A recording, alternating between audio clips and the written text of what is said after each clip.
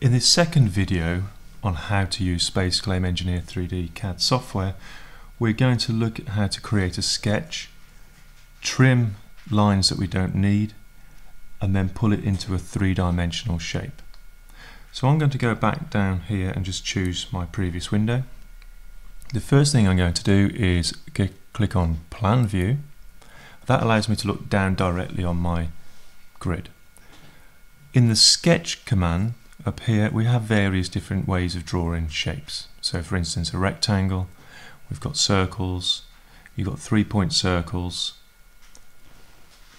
polygons, ellipses, rounds, okay, all sorts of different ones, and believe it or not, these are the main ones you'll use. So let's just go with the rectangle. If I click on my page and drag it out, you can see I can draw this whatever size I want it to be, and that's called freehand. Okay, I just need to drag and drop. I can overlay shapes if I wanted to. I can even draw them away from each other. Where we've got a situation like this, where I've got a shape overlapping, it might be that I don't want all those lines. So we can use the trim command, which is up here in Sketch, and I can actually trim lines between other lines.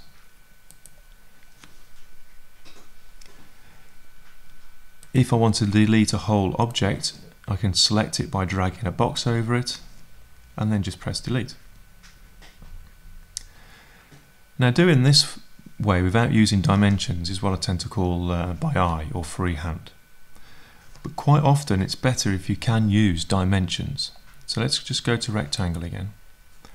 This time I'm going to click and hold, and as I'm dragging this out I'm going to press the space bar. That freezes the shape on the screen along with its dimensions. What I can do now is actually put in a dimension I want this rectangle to be. So I'm going to go 50, and to jump across the vertical dimension I'm going to hit Tab, and I'm going to make that 30, and then all I need to do is press enter, and you'll see the screen automatically adjusts. To move things around, remember, if you hold shift and the middle button of your mouse, you can pan, shift and control, you can zoom.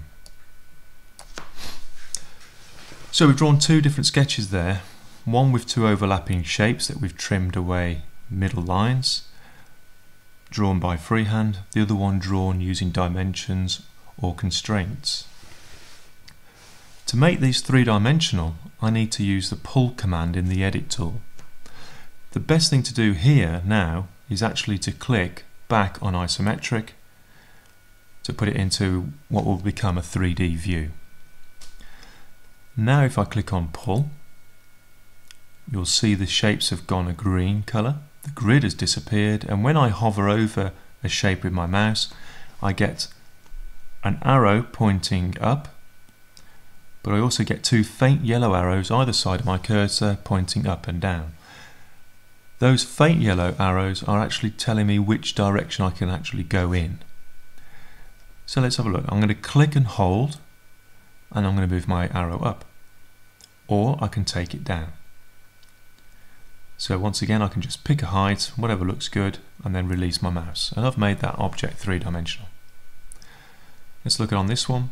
Click and hold, drag, and again what you'll notice in the middle of this one is a change in dimension in the blue box. I'm going to hit space once again, that freezes everything, and I'm going to put in a value of 15mm and hit enter. The view's getting a bit big. I'm just going to click on home and everything will come back, and use the middle wheel of my mouse just to rotate things around. So now you can see that we've drawn a sketch with two overlapping shapes, that we've trimmed away lines to create one object, and we've pulled that to a height using freehand or by eye. The other shape is a rectangle that we've pulled to a height of 15mm using constraints. Where possible, try and use constraints, try and use dimensions. In the next video we're going to look at how we can actually start to draw on the top of this box.